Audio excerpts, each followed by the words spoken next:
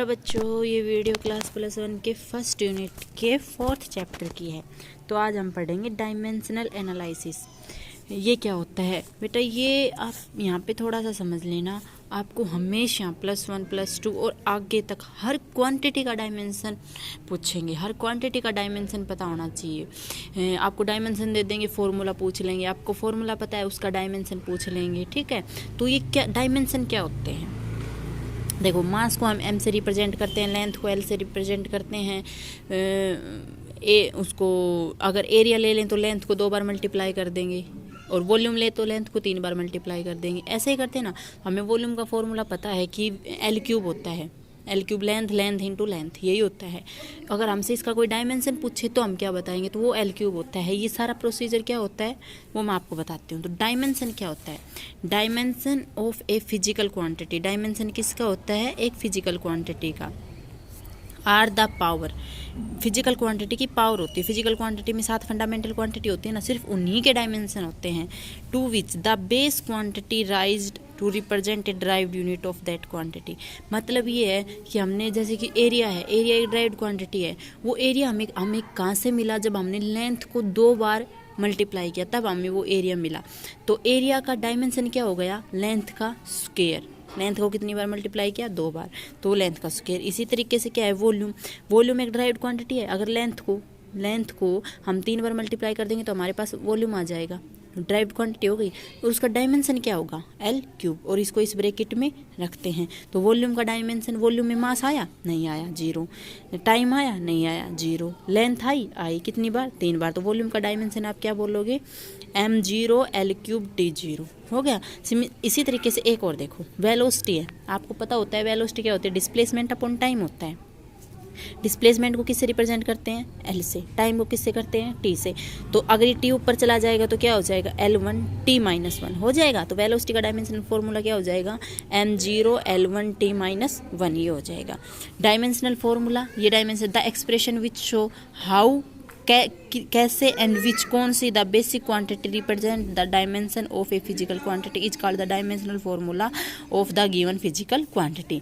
ये वही बात बता रखी है। जैसे कि वेलोसिटी का, अगर ये यहाँ पे वेलोसिटी पूछ रखी है, वेलोसिटी का डायमेंशनल फॉर्मूला ये होगा, dimensional equation of velocity when a physical quantity is equate to its dimensional formula, what we obtain in the dimensional equation of the physical quantity।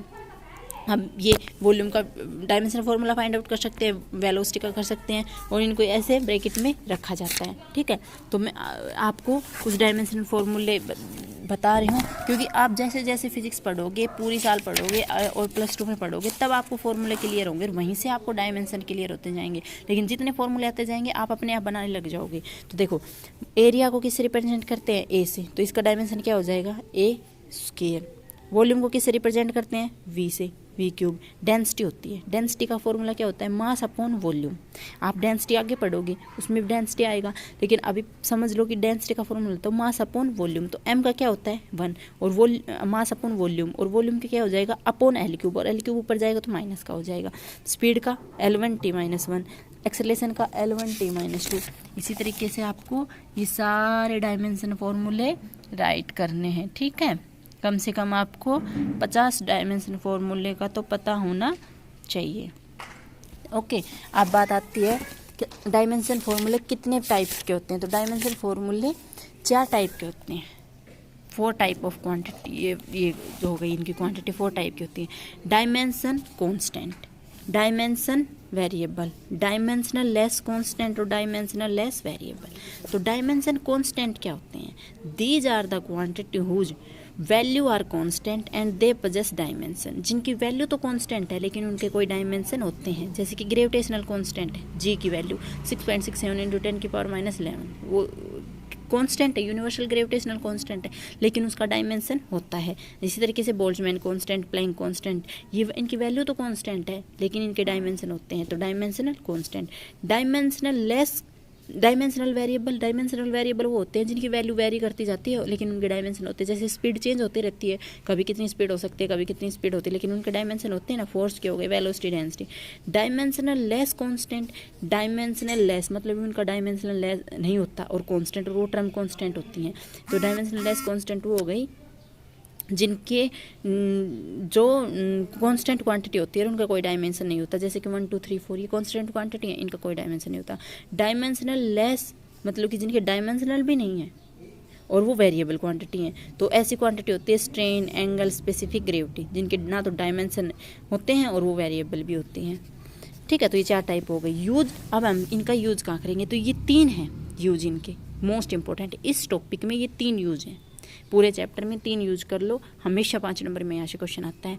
Conversion of one system into unit into another, एक system को दूसरे system में convert करना, accuracy change करना और drive formula drive करना। ठीक है, तो ये 3 यूज होते हैं कन्वर्जन ऑफ यूनिट। तो फर्स्ट यूज बता रही हूँ मैं आपको।